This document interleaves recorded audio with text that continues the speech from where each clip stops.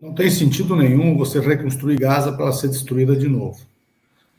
Essa é a tônica que existe desde 2008, 2009, pelo menos, e essa não é, portanto, uma realidade que nós devamos cortejar. O que é preciso haver na Palestina é um arranjo que a comunidade internacional precisa garantir, bem maior e de solução definitiva do que acontece na Palestina há pelo menos... estamos no ano 78, considerando que a limpeza étnica começa em 17 de dezembro de 47.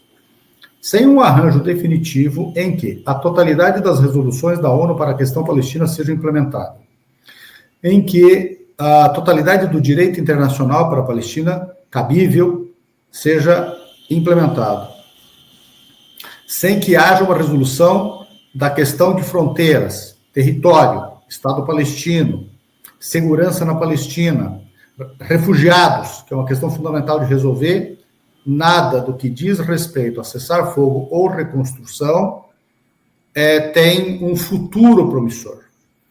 É claro que isso não quer dizer que nós não devamos dizer um cessar-fogo é o primeiro ato, assim como a decisão da Corte Internacional de Justiça, em 26 de janeiro, cessar os atos de genocídio, não deva ser o primeiro ato quando você está sob extermínio ou sob guerra.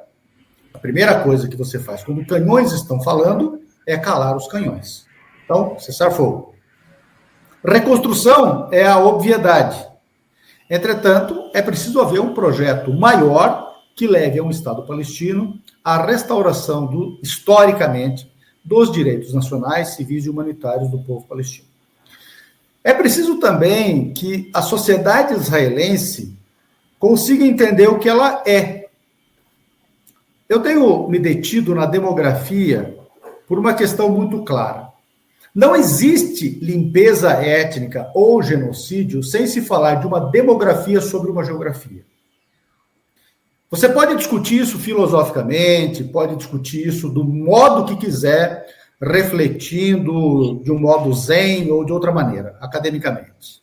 Entretanto, limpeza étnica trata-se da remoção de uma demografia de uma geografia. Não existe outra leitura que supere esta.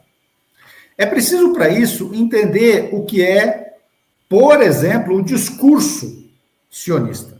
O discurso sionista diz o seguinte para nós: os palestinos são os novos nazistas e o 7 de outubro de 2023 foi a maior matança de judeus depois da Segunda Guerra Mundial, eventualmente negligenciado 73.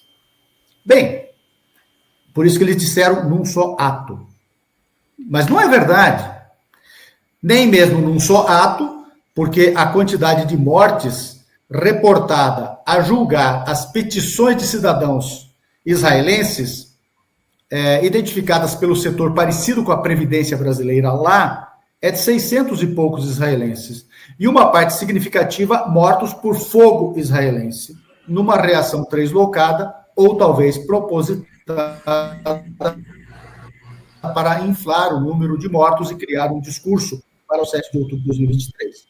Segundo, que não é a maior matança de judeus sob qualquer aspecto depois da Segunda Guerra Mundial. A maior, e um pensador, um intelectual de origem iraquiana, residente no Brasil, um artigo dele que a gente vai publicar, demonstra com números que a maior matança de pessoas judaicas no mundo depois da Segunda Guerra Mundial aconteceu pelo regime ditatorial argentino, que por acaso retorna ao poder por eleições através de uma figura escatológica chamada Milei, e que por acaso ganhou o prêmio de maior apoiador do judaísmo ou de Israel, uma espécie de Oscar de apoio a Israel, agora esses dias.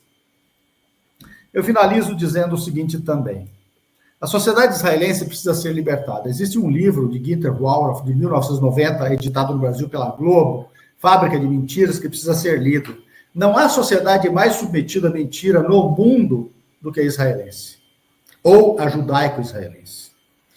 E finalizo argumentando o seguinte: quando nós, ou melhor dizer, nós ouvimos e não falamos dessa bobagem chamada antissemitismo e que deve ser interpretado como antijudaísmo, eu quero deixar bem claro que eu sou crítico até mesmo desta bobagem de dizer, em defesa dos palestinos, nós é que somos semitas. Essa é uma discussão absolutamente louca historicamente. Ela não tem embasamento teórico, histórico, lógico nenhum.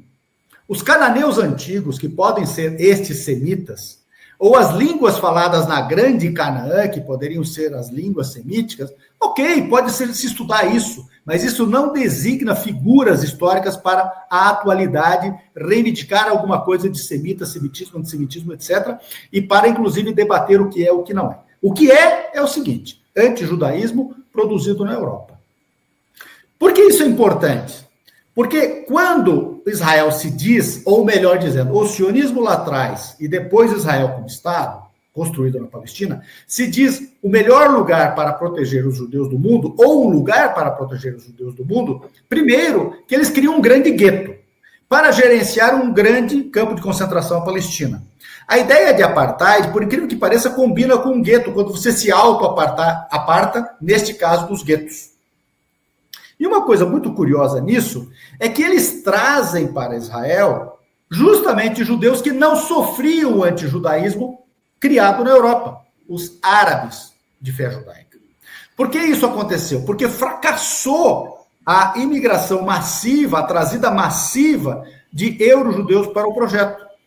Tem uma pesquisadora inglesa, que me escapa o nome agora, mas depois eu posso até mandar, se for o caso, o estudo dela, está traduzido em PDF para o português aqui no Brasil, que ela decifra qual é a sociedade israelense hoje.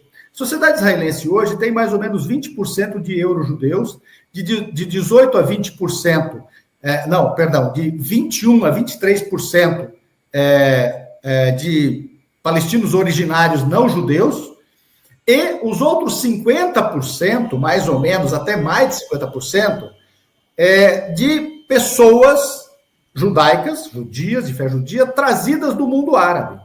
Então, assim, quem é a sociedade israelense hoje?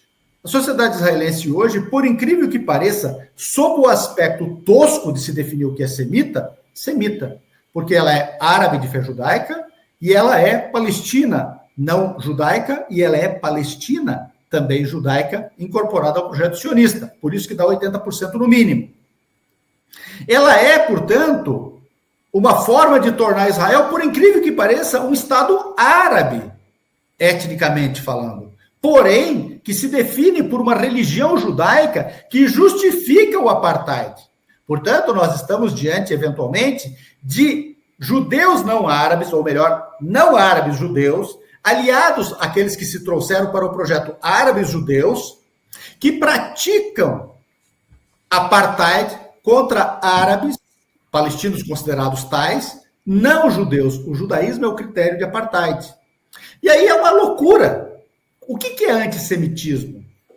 Árabes de fé judaica estão sofrendo antissemitismo em Israel ou promovendo, veja, toscamente, antissemitismo contra árabes não judeus?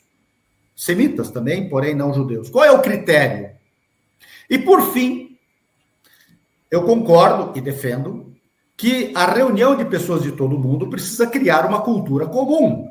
Então, resgata-se o hebraico a partir da segunda metade dos 1800, com mais ou menos 50% de palavras que não são do hebraico antigo, a pesquisa do hebraico antigo eventualmente defeituosa, uma parte dessas palavras incorporadas são aramaicas e árabes, e outras mais posteriores, modernas, mais o Yiddish, e precisa se criar uma cultura culinária, vestimenta, música, etc., que não é comum entre essas pessoas reunidas.